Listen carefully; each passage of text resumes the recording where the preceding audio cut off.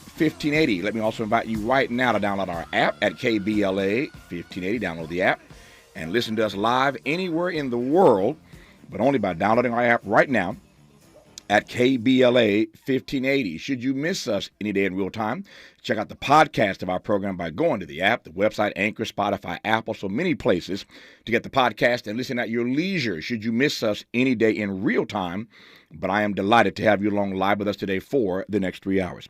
You can also watch the live stream of this program by tapping on the KBLA TV icon on our app or by going to our YouTube channel. And let me invite you to follow me on Facebook and Instagram at The Real Tavis Smiley and get Twitter updates at Tavis Smiley. Another great show on tap for you today. In our second hour, a conversation about the science of winning hearts, sparking change, and making good things happen.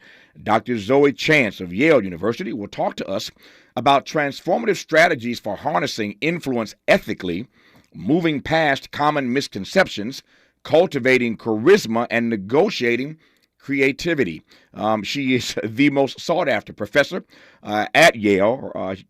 She instructs a class called Making Influence Your Superpower, and we'll talk to her in hour two. In our third hour today, two conversations. Up first, a dialogue about the unique bond between Mary McLeod Bethune and Eleanor Roosevelt. And on the B side of hour three, we'll be joined by Grammy-winning bassist Ben Williams and award-winning songwriter and Broadway star Cindy Winters, who together make up the duo Butterfly Black. They have a new single set to drop just days from now, but we'll talk to them today on the backside of hour three. In this first hour today, two conversations. On the B side of this hour, we'll talk politics with Democratic strategist and host of hashtag WokeAF Daily, Danielle Moodie.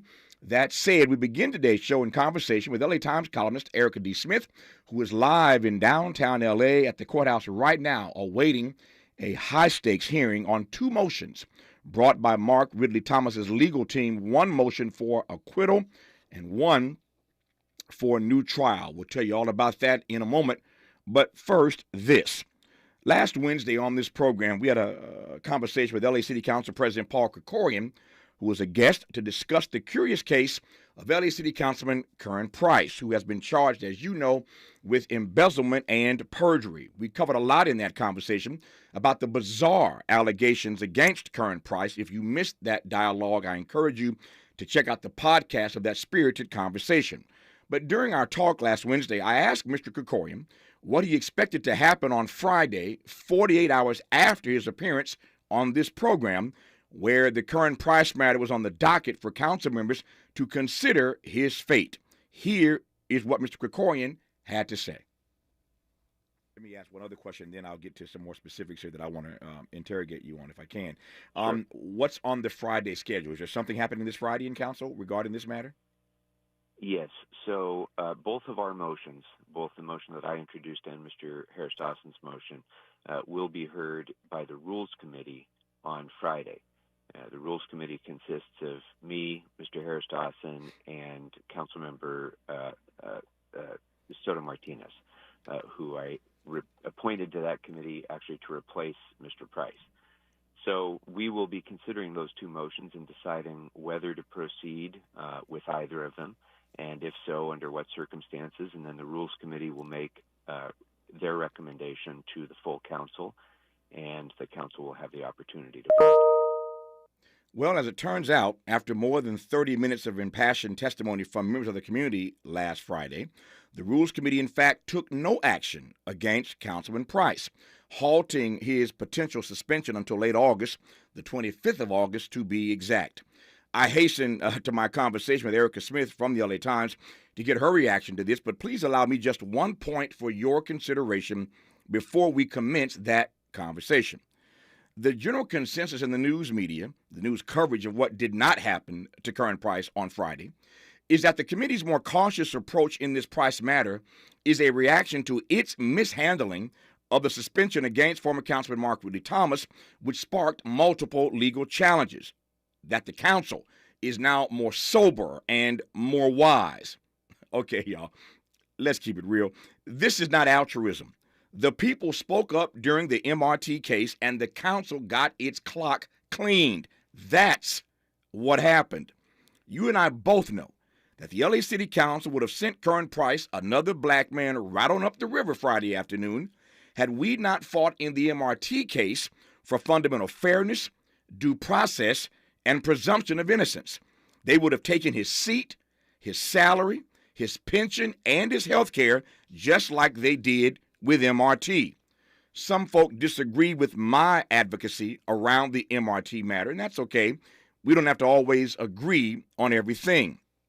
But what I knew then is that if we did not draw a line in the sand, another black elected official would be similarly maltreated somewhere down the road. I ain't gonna lie, I didn't know that fork in the road would come so quickly, but here we are. And I rose this morning just to remind you that when we fight, we win. So can I keep it real? You and I are sitting right now under the shade of trees that we did not plant. Curren Price got a reprieve on Friday. He reaped the benefits of the battle that MRT first fought. Councilman Price may now get what MRT was steadfastly denied, a chance to simply defend himself before his colleagues. He may even get some modicum of the fundamental fairness, due process, and presumption of innocence that this same city council repeatedly and ruthlessly refused MRT during the Nuri Martinez era. So what's your point, Tavis? I'm glad you asked. Yesterday, it was MRT. Today, it's Curren Price. Tomorrow, it could be you. At KBLA Talk 1580, we're fighting for everybody. Frederick Douglass was right. If there is no struggle, there is no progress. Those who profess to favor freedom and yet deprecate agitation are men who want crops without plowing up the ground. They want rain without thunder and lightning. They want the ocean without the awful roar of its many waters. Power concedes nothing without a demand. It never did, and it never will. Find out what any people will quietly submit to, and you have found out the exact measure of injustice and wrong which will be imposed upon them. And these will continue until they are resisted. At KBLA Talk 1580, that's the word for today. Resist, resist, resist. You're listening to Tavis Smiley, recipient of the prestigious Freedom of Speech Award at Talkers 2023. More of Tavis when we come forward on KBLA Talk 1580.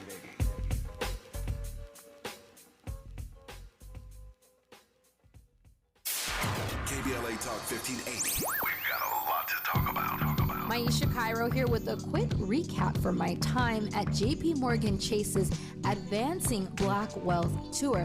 There were speakers Ian Dunlap, Damon John, Lynn Richardson, MC Light, Don Kennedy, to name a few. Take a listen to what Justin Grant, Community Development Lead at Chase's Advancing Black Pathway, let's see what he had to say. So I'm Justin Grant. I lead community development and national partnerships for JP Morgan Chase's Advancing Black Pathway strategy. And so we're focused on strengthening the economic foundation of black communities, and we're making targeted investments in programs like the Advancing Black Wealth Tour to help us get our tools and resources out to the community to drive sustained impact over time. So when it comes to black and brown people, it sounds like Chase is making it their personal responsibility, not only to facilitate these events, but to educate and provide resources. So Mr. Grant, I have to ask, what does wealth building look like for the individual? It's home ownership, it's having that freedom to be able to start your own business and create jobs in your community, and it's having that long-term plan towards retirement, having that vision for what you want your life to be, and you have the resources to actually live it. I'm Maisha Cairo. Thanks for sticking around. That was my recap from Chase's Advancing Black Wealth Tour. First stop was here in LA, and they're taking it national. To my hometown, my community. Some of you have known me my whole life. Do you notice anything different about the kids in the neighborhood? Ever paid attention? You might start with gifts, money, attention. These are signs. Child trafficking is happening right here in this town. So don't just watch through the window. Pay attention. Because the more we know, the more will all know to say no. Learn the signs to look for and how to help at notosayno.com. Shop the best deals of the summer now at Lowe's. Save up to an additional $1,000 on select major kitchen appliances. And for a limited time, save up to $3,165 on select 4-piece LG kitchen suites. Plus, save on hanging baskets of annuals. Right now, get 2 for just $15. Lowe's knows home improvement. Offers valid through 6/28. Appliance savings vary based on purchase amount. Hanging basket offer in-store only and excludes Alaska and Hawaii. Actual plant size and selection varies by location. Exclusions apply. See Lowe's.com for details. Buying your dream home can be exciting, but it might take some sacrifice. But don't worry, Rocket is here to give you a hand. If you buy with Rocket Homes and finance with Rocket Mortgage, you could get up to $10,000 cash toward closing from Rocket Mortgage. That's a big deal. Why not see how Rocket can help you start your legacy? You got this, and Rocket's got you. Only with Rocket. Visit onlywithrocket.com to get started. For purchase transactions only, must log rate between 331 and 831. Call 8337-ROCKET for conditions and restrictions. Class A rental license in all 50 states. MLS Consumer Access. Code number 33. Interrogating your assumptions and expanding your inventory of ideas. Let's get back to Tavis Smiley on KBLA Talk 1580.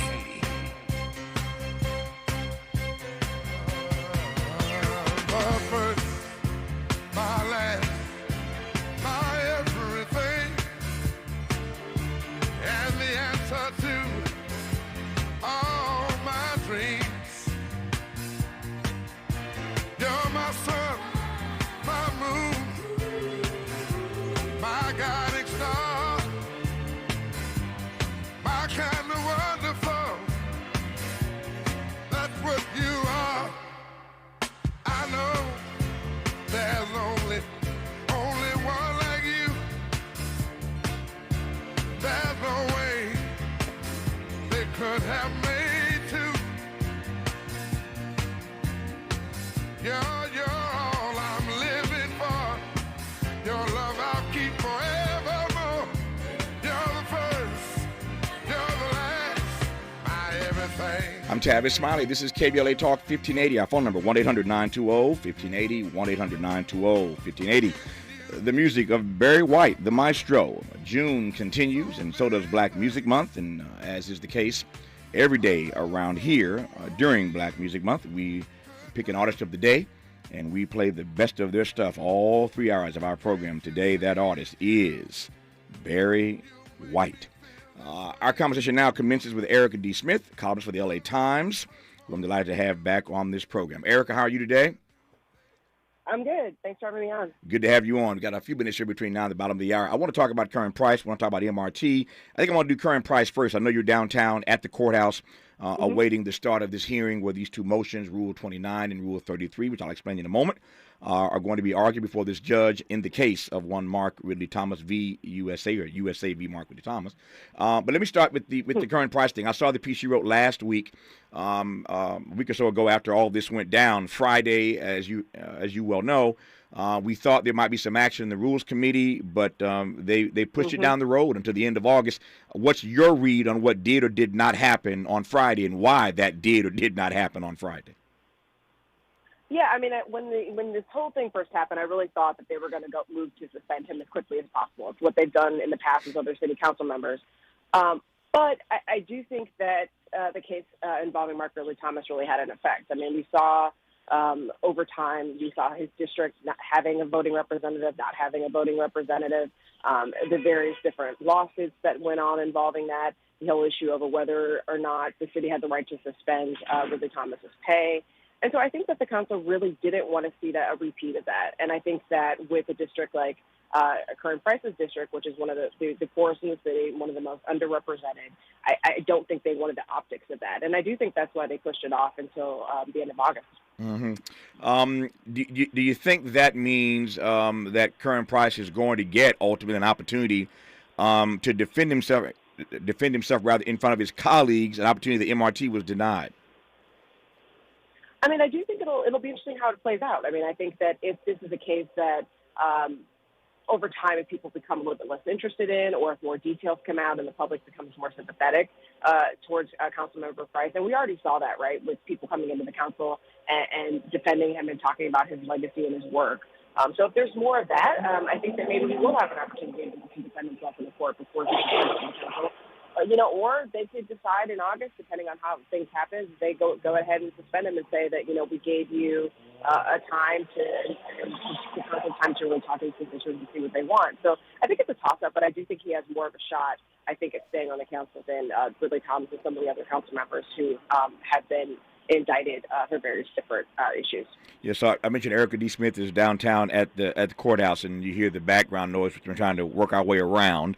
But she had to step outside of the courthouse. You cannot do live interviews inside the courthouse, so she had to step out to make this phone call to us. But hopefully you can hear what she's expressing in this conversation. You mentioned all those persons that testified last Friday at the Rules Committee where this Curren Price matter was on the docket, and more than one person suggested that there's a pattern that's developed here of these allegations primarily being brought against black and brown members of the council. How do you read that?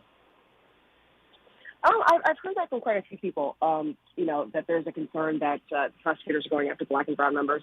I do think that just given the way the society is, that black and brown people are more susceptible to being charged. I mean, we're more of a target. I think that's very true.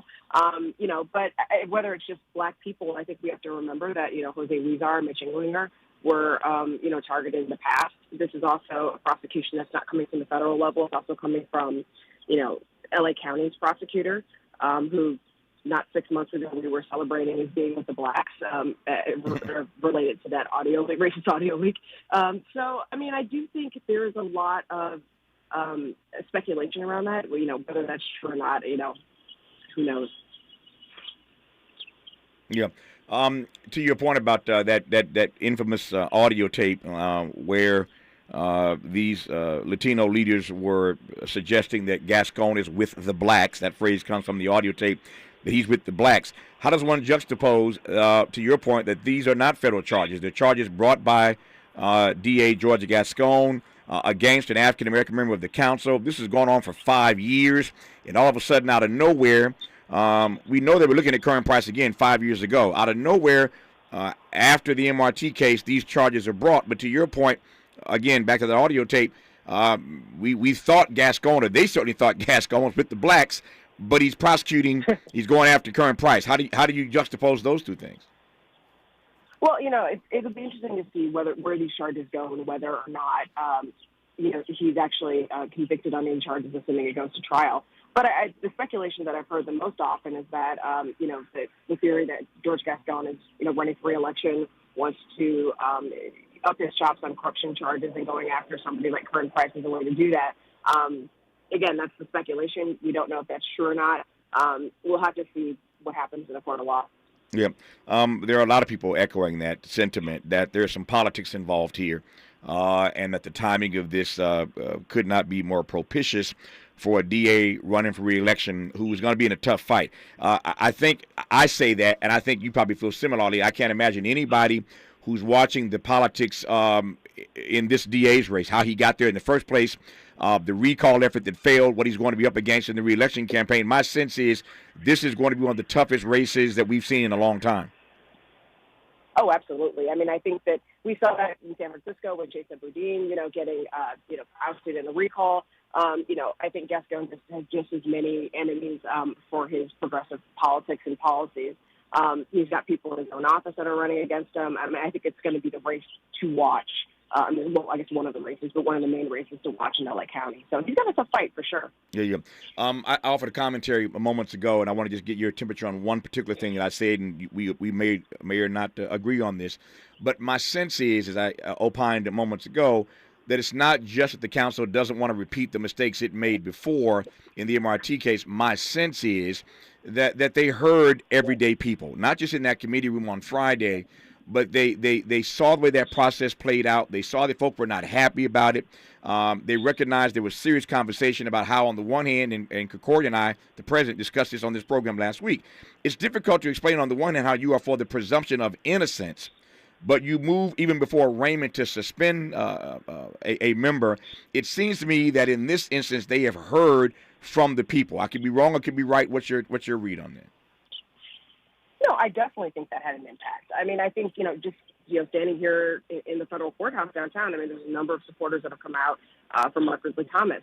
We saw that in the council, chambers or with the committee hearing involving Curren Price last week.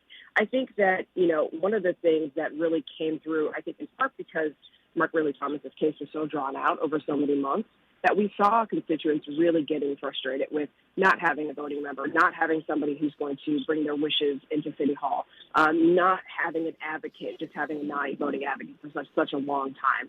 And I do think that, the complaints, the worries, the frustrations, the things that didn't get done are something that came through to the council, and they probably heard very often. And I do think that's something they did not want to repeat with Curren Price. And so I do think that people making their voices heard, whether just in support of Curren Price and his legislative record, or just for having somebody in that seat that they trust enough to carry their wishes forward, I do think that made a difference in what the council did, absolutely. Yep. Watching my clock here, I've got about 4 minutes, and you got to get back inside for a hearing that's about to begin in moments. Friday evening, I attended a community gathering in support of MRT, who is literally back in court at this very moment, as we just said, with his lawyers, who are going to argue 2 motions in front of the judge today. Our justice correspondent is in the courtroom right now as well, Dion Raymond, who you will hear today at 4:30 on Ariva's program, Ariva Martin in Real Time. Dion Raymond still on top of this case. You'll hear her again report today at 4:30 with Ariva about what actually happens today. The arguments are about to begin in a few moments. Again, at 4:30 today on Ariva's program, tune in for Dion Raymond, our justice correspondent, to download you on what happened in the hearing. But again, those arguments are about to begin now. And they're going to be arguing 2 things. One is called Rule 29. The other is called Rule 33. Rule 29 asked the court for an acquittal based on insufficient evidence to sustain a conviction. Rule 33 asked the court flat out for a new trial. So they're rolling the dice this morning, but they're asking for one of those 2 things. An immediate acquittal based on the fact that the evidence was insufficient, or demanding a new court trial. I am told, and my research suggests, that this is a tough judge. Whether either of those happens, we do not know. If she does not move to do either one of those things in August, MRT will be sentenced. And so there's a lot riding on what's happening today. All of that said, as background, Erika D. Smith, tell me why you're there today and what you expect to see. Yeah, I'm here just to see what happens, frankly. I mean, as you mentioned, this is a tough judge. This is a case with a lot of moving parts. There's a lot of speculation about what may or may not happen.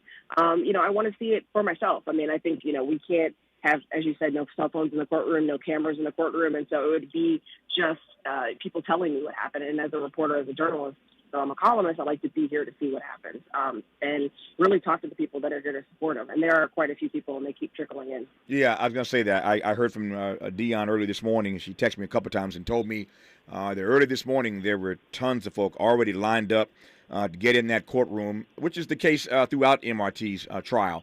Every day there were people in that courtroom, and many days there was an overflow space because there were so many people that showed up. And clearly the judge sees that. Clearly the judge is making note of that. It's unavoidable, but I'm told again this morning that a lot of folk lined up, and the numbers I've been told are numbers that suggest that there will be some overflow space today for this significant and serious hearing at which a lot of MRT supporters have turned out. All that said, Erika, I'll give you the last word. Is there anything your gut is telling you about how this thing is going to end up being resolved ultimately, or not resolved? I hate to speculate, because every time I speculate, I'm probably going to be wrong. So yeah. I'm just gonna go to this hearing and just see what happens, and hope that it's whatever comes of it is best for the city. Yep.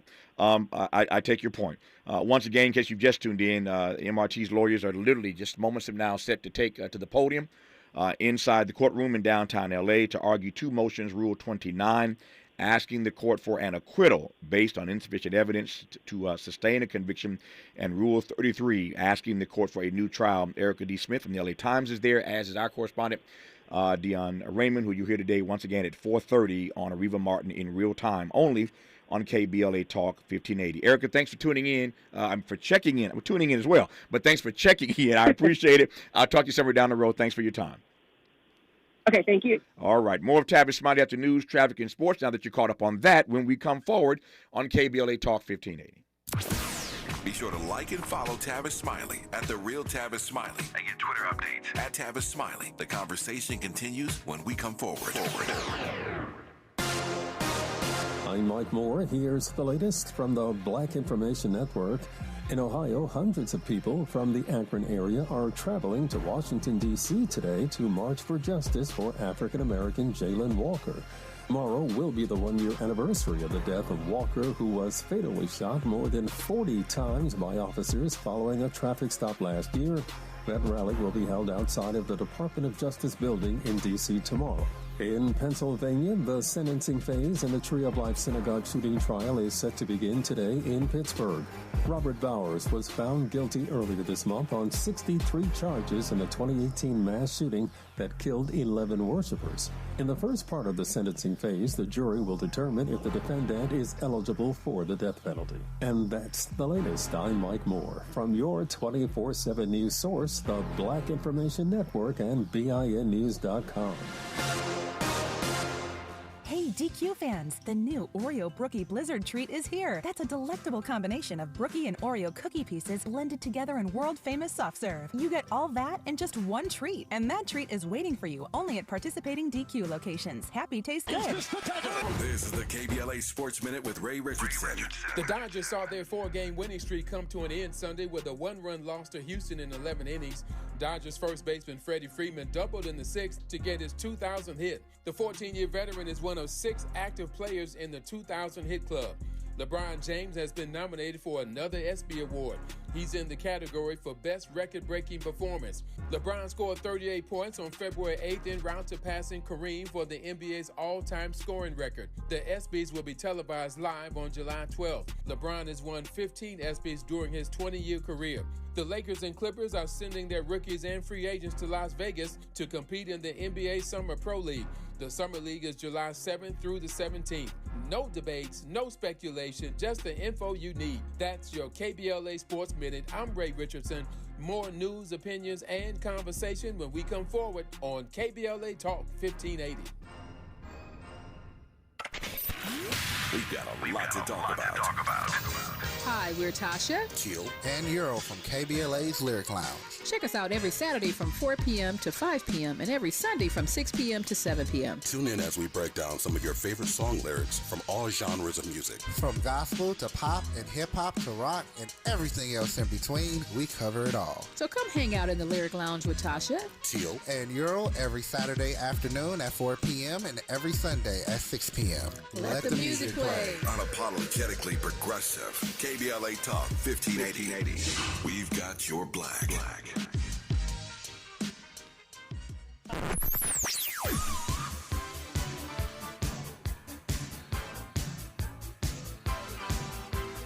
This is KBLA Talk 1580. Talk radio. That's music to your ears.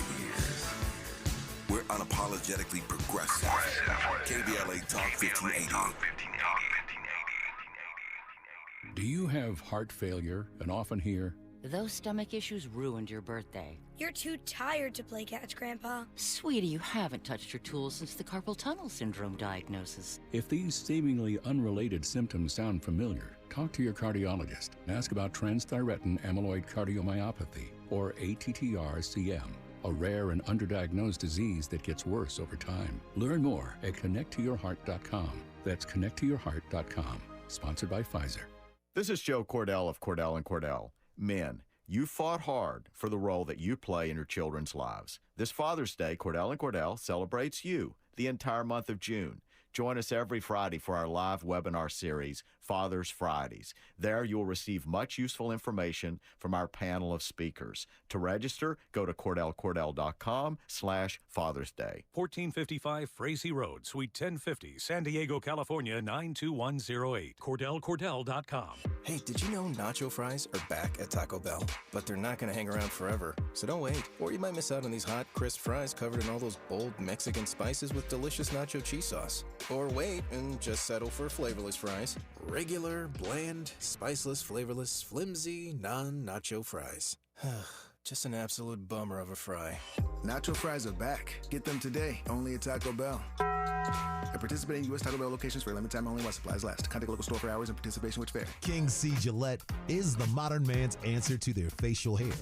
Complete your beard and grooming toolkit with a set of King C. Gillette personal care products perfect for your beard style.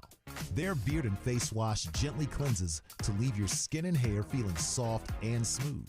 It's also infused with coconut water, argan oil, and avocado oil, topped off with the King C. Gillette signature scent.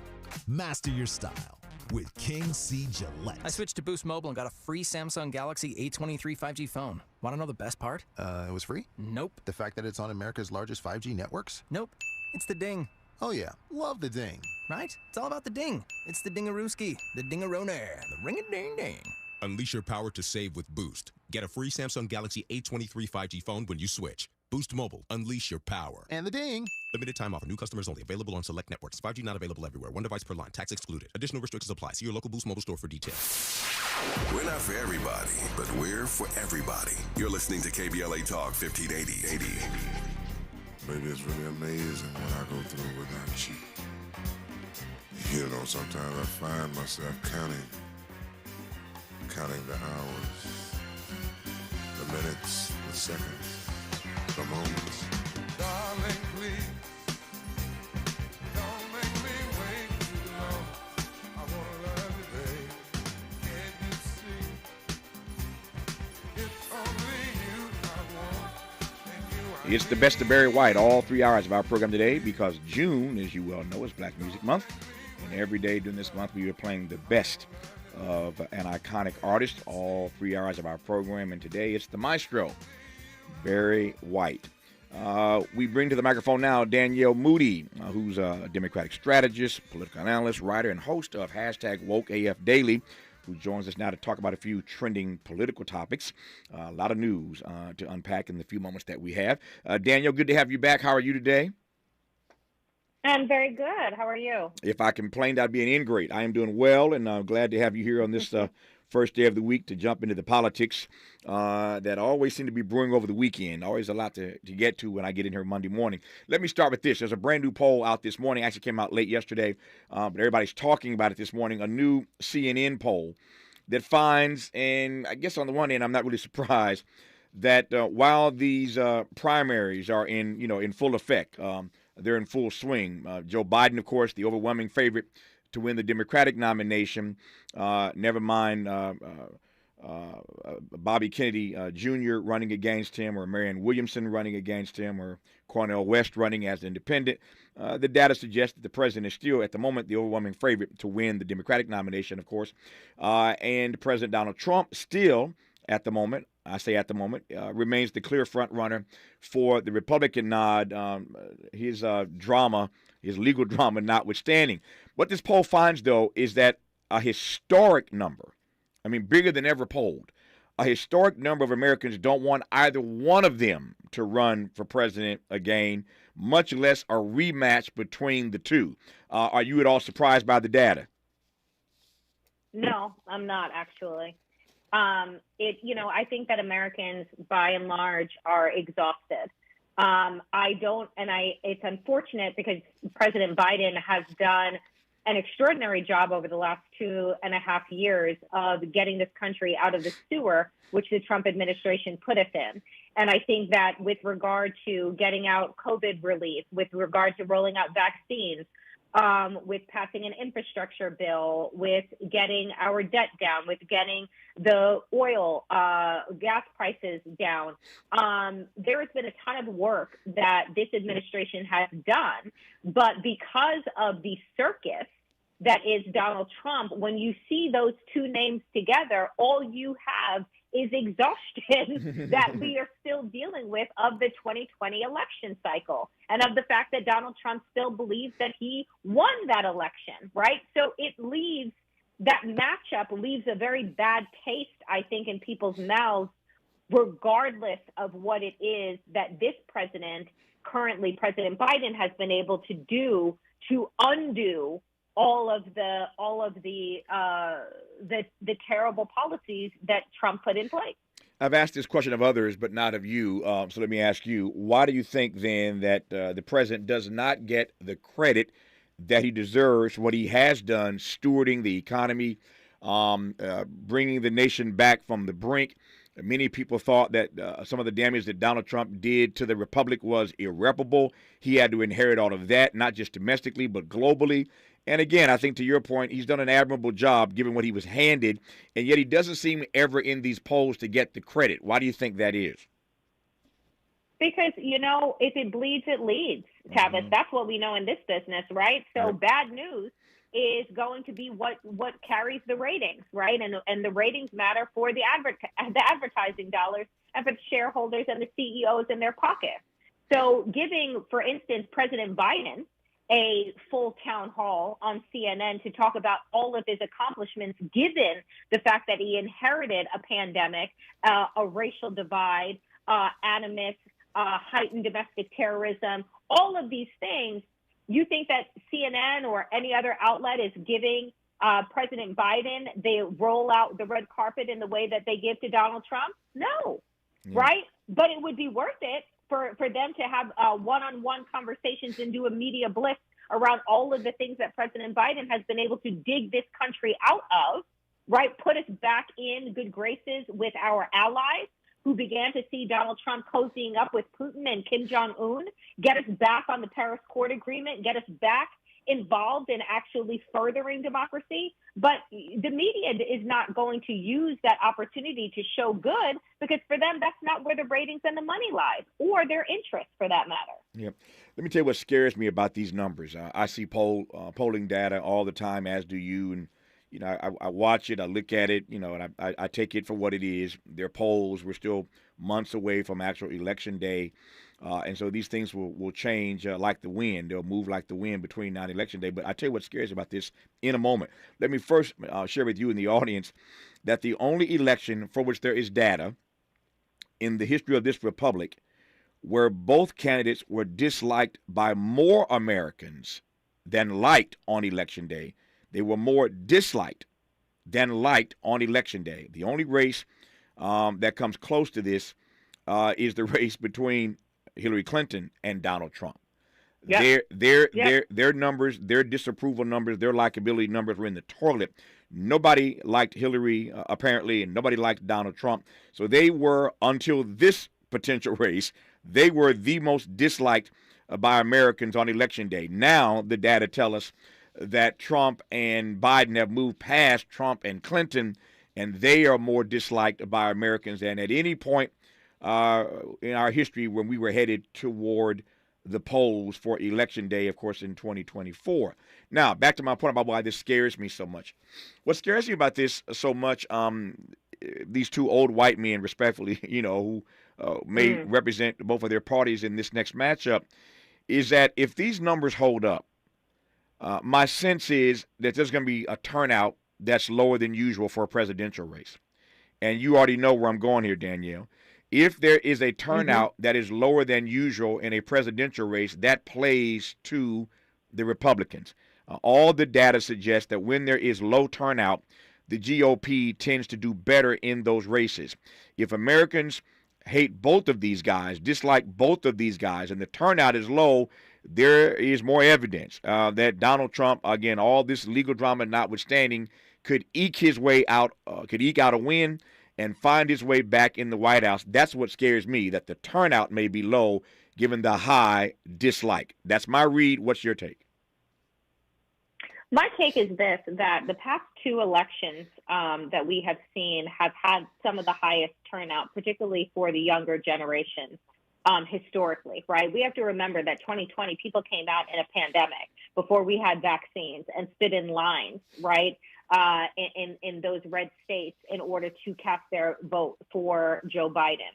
And I think that the reality here is that while these two candidates at the top of the ticket, for whatever reason, may not be largely may not have the I want to sit down and have a beer with you type of personality, I think the reality at the end of the day is that America, what they do like is that they like their liberty, they like democracy, and they like freedom. And what Donald Trump poses as a candidate is to finish the job. that he began in 2017 when he entered into the White House, which was to undo our democracy. And what people have to understand is that there is a full campaign and plan that is underway by the Republican Party, not just Donald Trump, but the Republican Party as a whole, to finish the job. They have about 20,000 people that they are in interviewing processes for that are going to hit the ground on day one of a Republican administration, whether that president is a Trump or a DeSantis or, God forbid, a Nikki Haley, right? So when we look at these things, we have to see that the American people, you don't need to like Joe Biden, but you need to really like democracy. Mm-hmm. And you need to see that there is only one party that is actually committed to the Constitution. The other party is committed to putting in people in political jobs in these agencies to gut them from the inside out and to finish the job that the Trump administration started. Yep. The other thing about these polls that are a little bit scary is that while I said a moment ago that we're, still months away from Election Day, and we are, and these polls will ebb and flow, and they will. Typically, again, if you look at all these races over history where we've done polling, typically they do change, but the numbers get worse. They don't get better. They get worse. And we're also told from the data that in most races, Americans tend to at least like one of the candidates. One of the candidates has, a favorable rating that's higher than the others, usually significantly. So we tend to like at least one person more than the other. That's not the case here. And the numbers are going to get worse, which again makes my point. I hear Danielle's point loud and clear. I don't argue with it. Turnout has been high for the last couple of races, even though we apparently didn't like the persons on the ballot. We'll see if that holds this time around. A great deal more to talk about when we come forward with the host of hashtag WokeAF Daily, Danielle Moodie, who you're listening to right now on KBLA Talk 1580. Say the quiet part out loud. KBLA Talk 1580.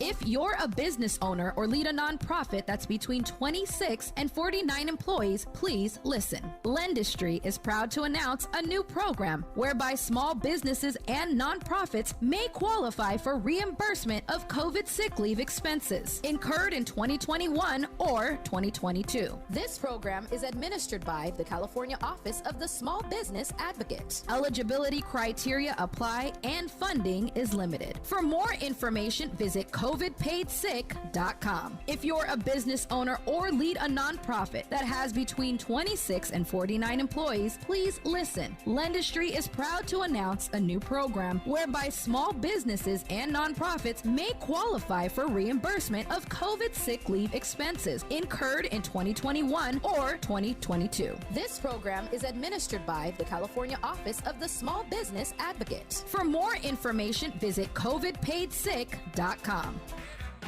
Get ready to feel the funk with Charlie Wilson at the Hollywood Bowl on July 12th. Wilson brings 4 decades of hits like Outstanding and Party Train, from his days as lead singer of the Gap Band and his award-winning solo career, with hits like You Are and There Goes My Baby. In Vogue opens the night infusing killer vocals with class on hits like Free Your Mind and My Lovin'. Get your tickets now at HollywoodBowl.com. Hollywood Bowl, forever summer.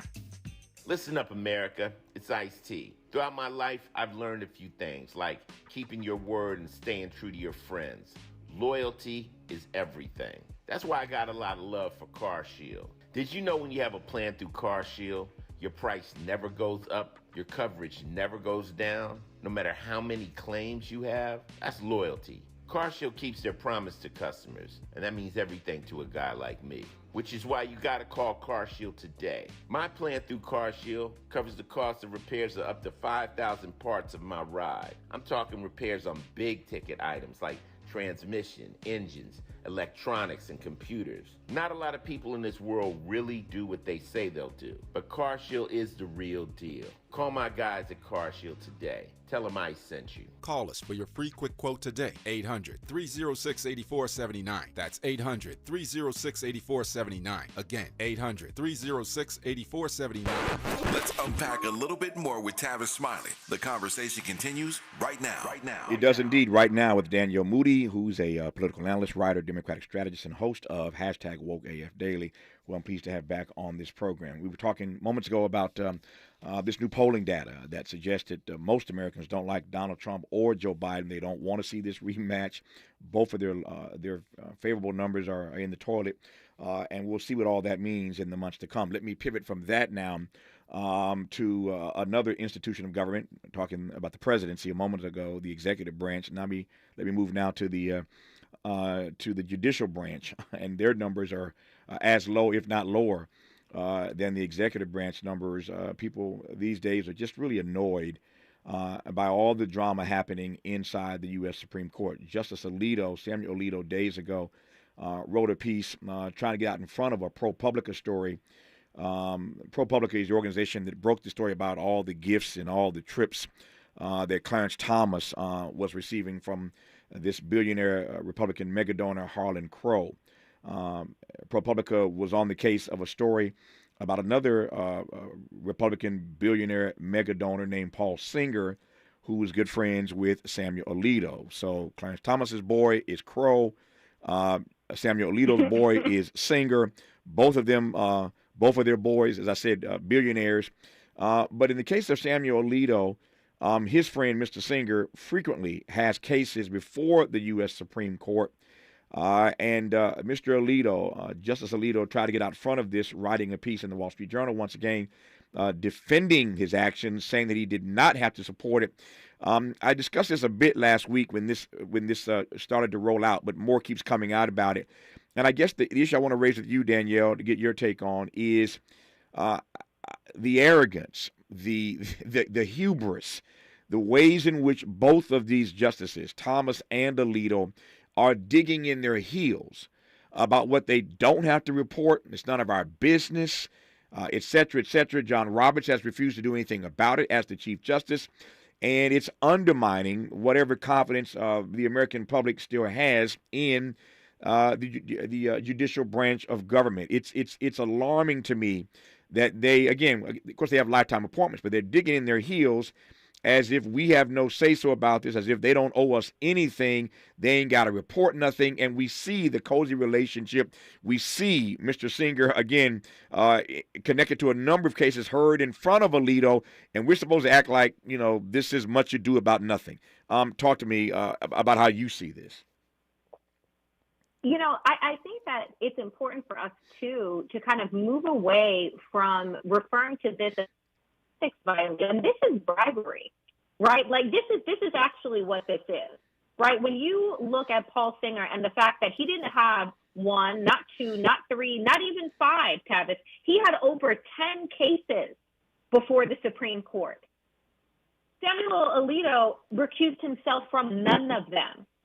You had Paul Singer not only introduce him at events, fly him on a private jet, hold him up at, different luxury resorts. I mean, these men that are sitting on the Supreme Court that are able to dictate laws for the rest of us have billionaire keepers, right? Like, this is not as if we're saying, oh, well, Clarence Thomas and Samuel Alito, they've known these people since childhood. No, these men came into their lives after they were seated on the bench. So we can miss each other with this, it's just a friendship. When your friendship is predicated on your professional role, right, that is not an ethics violation. It is bribery. It is what can I do for you so that you do for me. And while Harlan Crow has not had, quote unquote, business before the Supreme Court, his business is the Supreme Court. Nope. So I think that it's really important for us to not just kind of brush it off and using their language as if, we just need ethics reform. It's what is happening in front of our faces is that billionaires have bought the Supreme Court, have bought justices on the Supreme Court, and they are able to dictate the laws and the rules for the rest of us because they own these men. I love that she doesn't hold her tongue, and that's a powerful distinction, which I accept. It's one thing to have these conversations in the realm of ethics violations, and she's right, Danielle is. They really aren't ethics violations. This is organized bribery and legalized corruption. To her point, these billionaires are buying off Supreme Court justices, and there's apparently nothing that we, the people, can do about it. Certainly the Senate has done nothing about it, and that's the most disturbing part. We'll continue when we come forward on KBLA Talk 1580. KBLA Talk 1580 is an intervention. When we come forward, includes you. KBLA Talk 1580, turning pain into power. To boldly go where no man has gone before. Boldly taking talk radio where it has never gone before. New vistas, new voices, new views, new visions, new victories. We're KBLA Talk 1580, and we're taking public media black. KBLA Talk 1580. We've got a lot to talk about.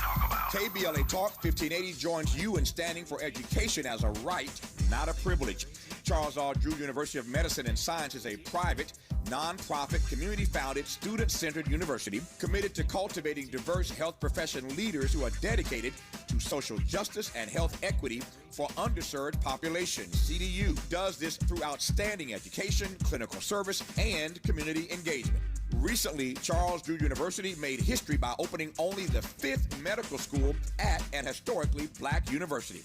Congratulations, South LA, and congratulations to the Dean of the medical school, Dr. Deborah Protho-Stith. CDU is now training doctors and providing $90 million in annual economic benefit to Watts and surrounding neighborhoods. To apply for medical school, get more information, or sign your child up for the Junior Doctors Saturday School program, visit cdrewu.edu. That's cdrewu.edu. At KBLA, we are dedicated to equity in education and ending healthcare apartheid, and we don't black down. This is a community call to action from KBLA Talk 1580. At Lowe's, we're always bringing pros more ways to save.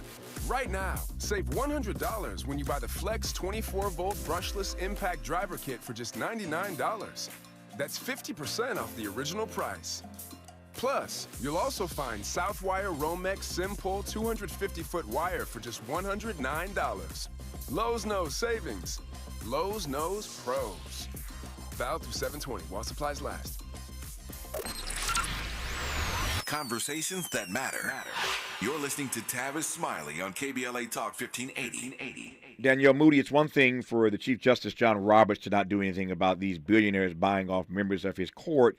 It's quite another, though, for the organization, the institution, rather, that has oversight over this to look the other way. That would be the U.S. Senate. What do you make of the fact that the Senate, with all this evidence to the contrary about the independence of the judiciary, has not really stepped in to do anything about it? What are they afraid of? I mean, I have no idea. I mean, and basically what they did was request that Justice John Roberts come and sit before the Judicial Committee, and guess what he said?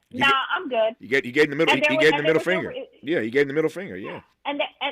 And there was no recourse. And so, when we recognize that we don't really have checks and balances in this country, right? Because no one is checking the Supreme Court, right? Like no one is checking these people who oversee the laws for 330 million plus Americans, right? We did not elect them, and we can't remove them. And this is what we're finding not only at the Supreme Court level, but at the federal bench as well. You talked earlier about Trump and his legal woes that are being met in Florida in front of a judge who gets to decide whether or not she wants to recuse herself. And she's not going to, even though she showed her hand and her favor for giving Donald Trump as much rope as he needs.